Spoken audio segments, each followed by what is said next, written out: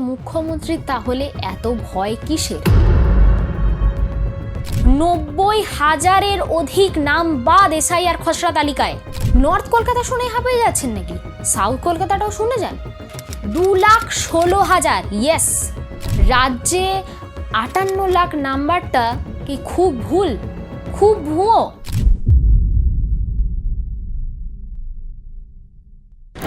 দেখুন, আপনাদেরকে আজকে না আমি ভূত খোঁজাতে এলাম।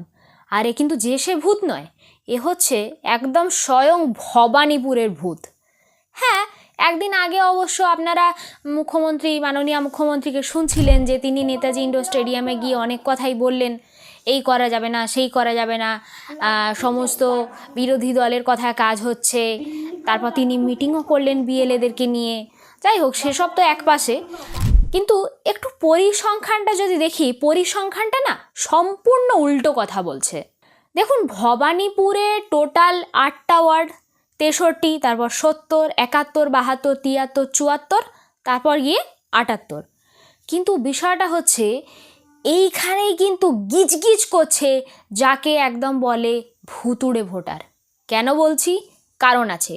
দেখুন, যদি পরিসংখ্যান বলি তাহলে শুধুমাত্র ভবানীপুরে এই কটা ওয়ার্ড মিলিয়ে 44,787 জনের নাম বাদ। সেটা যদি শতাংশে দেখি 21.7% হয়ে দাঁড়ায়। মুখ্যমন্ত্রীর বাড়ির যে এলাকা সেখানেই যদি এই অবস্থা, তাহলে এখন ভেবে দেখুন রাজ্যে 58 লক্ষ নাম, প্রায় 58 লক্ষ বাদ পড়ছে কেন? এখন প্রশ্ন হচ্ছে, তাহলে কি ভবানীপুরই মিনি বাংলাদেশ হয়ে রয়েছে? বলতেই পারেন, অন্ততপক্ষে সংখ্যাটা দেখে তো তাই মনে হচ্ছে। 8টা ওয়ার্ডের মধ্যে যে দুটো জায়গায় সবচেয়ে বেশি নাম বাদ পড়েছে সেটা হচ্ছে একটা 77 নম্বর ওয়ার্ড, একটা হলো 72 নম্বর ওয়ার্ড। 77 নম্বর ওয়ার্ডে বাদ পড়ছে 11,420, আবার 72 নম্বরে বাদ পড়ছে 4,814 জনের নাম। এবার ভবানীপুর থেকে একটু গুটি গুটি পায়ে হেঁটে চেতলার দিকে চলে গেলাম। চেতলাতে প্রায় 3,000 অধিক মানুষের নাম বাদ পড়েছে এসআইআরের খসড়া তালিকায়। আচ্ছা, 26শে ভোট, একটু 2021-এরটা দেখে নিই যে এই সমস্ত এলাকা থেকে তৃণমূল এক্স্যাক্টলি কত ভোটে এগিয়ে জিতেছিল। 77 নম্বরে 6,518, 72 নম্বরে 2,560। সংখ্যাটা নেহাত কম নয় কিন্তু। আবার 82 নম্বর ওয়ার্ড অর্থাৎ চেতলা, ফিরহাদ হাকিমের এলাকা, সেখানে কিন্তু 13,000-এর অধিক ভোটে তৃণমূল জিতেছিল 2021-এর ভোটে।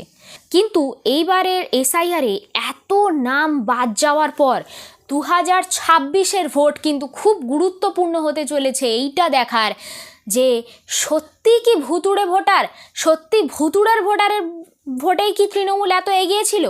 যদি তাদের নাম বাদ চলে গিয়ে থাকে তাহলে 2026-এর ভোটে তৃণমূল ঠিক কতটা এগিয়ে থাকে, কোন জায়গা থেকে, বা আদেও এগিয়ে থাকতে পারবে? তো দেখুন, এখনও পর্যন্ত কমিশনের তথ্য অনুযায়ী যে নাম বাদ গেছে তাদের মধ্যে মোস্ট 4টে ক্যাটাগরির মানুষের নাম বাদ গেছে।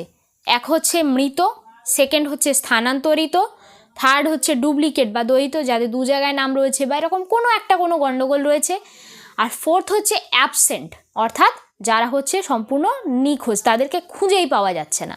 তাহলে এবার প্রশ্ন হচ্ছে যে মুখ্যমন্ত্রীর তাহলে এত ভয় কিসের?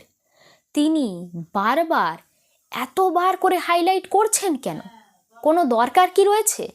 কোনো কারণ রয়েছে? দেখুন, এর আগে অলরেডি আমরা দেখলাম যে একদিন আগে মমতা বন্দ্যোপাধ্যায় নেতাজি ইন্ডোরের তার যে বক্তৃতা, তার আগে তিনি বিএলএদের নিয়ে মিটিং করে ফেললেন। তারপরে সেই সভায় বক্তৃতা দিতে উঠে বিভিন্ন রকমের ধমক চমক, কারোর নাম যাতে বৈধ ভোটারের নাম বাদ না যায়, বিএলওরা বা তারা নাকি অনেক কিছু, তারা নাকি প্রেশারে পড়ে কাজ করছে। আচ্ছা, সবই বুঝলাম, কিন্তু খসড়া তালিকার যে পরিসংখ্যান সেইটা তো ঠিক একই কথা বলছে না। এবার না একটু লেন্সটাকে ঘুরিয়ে একটু বড় করে দেখি, অর্থাৎ রাজ্যে নাম বাদ যাচ্ছে কিন্তু 58,20,000 মানুষের নাম বাদ। হ্যাঁ, তিলোত্তমা কলকাতার দিকে আসি, যে কিনা এখন আলোচনার মূল কেন্দ্রে রয়েছে। সেখানেই প্রায় শুধুমাত্র নর্থ কলকাতায় 90,000-এর অধিক নাম বাদ এসআইআর খসড়া তালিকায়। পার্সেন্টেজটা করলে দাঁড়ায় 92.92%।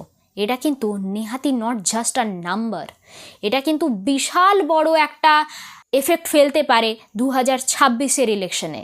আরে নর্থ কলকাতা শুনে হাঁপিয়ে যাচ্ছেন নাকি? সাউথ কলকাতাটাও শুনে যান। 2,16,000, ইয়েস, সংখ্যাটা হচ্ছে 2,16,000-এর অধিক নাম শুধুমাত্র সাউথ কলকাতার যে খসড়া তালিকা বেরিয়েছে সেখান থেকে বাদ গেছে অ্যাকর্ডিং টু কমিশনস রিপোর্ট। একটু পার্সেন্টেজে জেনে নিই। পার্সেন্টেজে যোগ করলে সেটা হয় 23.82%। তাহলে ভাবুন তো, যদি কলকাতাতে এদিকে প্রায় নর্থ কলকাতায় 1 লাখের কাছাকাছি, এদিকে সাউথ কলকাতায় 2,16,000 বাদ গেল, মানে অর্থাৎ প্রায় 3,16,000-18,000 নাম প্রায় বাদ চলে গেল কলকাতা থেকে। তাহলে রাজ্যে 58 লাখ নাম্বারটা কি খুব ভুল, খুব ভুয়ো? ধরে নিলাম কমিশনের তথ্য ভুয়ো। যদি ভুয়ো হয়, যদি সঠিক পর্যালোচনা, যদি সঠিক নাম্বার সেটা যদি ওনার কাছেই থেকে থাকে, তাহলে সুপ্রিমো আগে থেকে এত কথা বলছেন কেন? এত ধমক চমক কিসের? এবার আমাদের ফোকাস থাকবে 2026-এর বিধানসভা ভোটে। আমরা সত্যিই দেখব যে এই যে এসআইআর, যে নিবিড় সংশোধন, ভোটার তালিকার নিবিড় সংশোধন প্রক্রিয়া, এটা করার পর আদেও কতটা ভোট অ্যাকচুয়ালি টিএমসি পেল এবং ঠিক কতটা ভোট তাদের ঘর থেকে কাটলো। এখানে প্রসঙ্গত একটা কথা বলে রাখি, এবারের কিন্তু মুসলিম ভোট ব্যাংক কিন্তু টিএমসির হাত থেকে অনেকটাই যেতে চলেছে। কেন বলছি? হুমায়ুন কবিরের দল, ইয়েস, এআই মিম বাংলায় সক্রিয় হয়েছে বলে আমরা জানতে পারছি।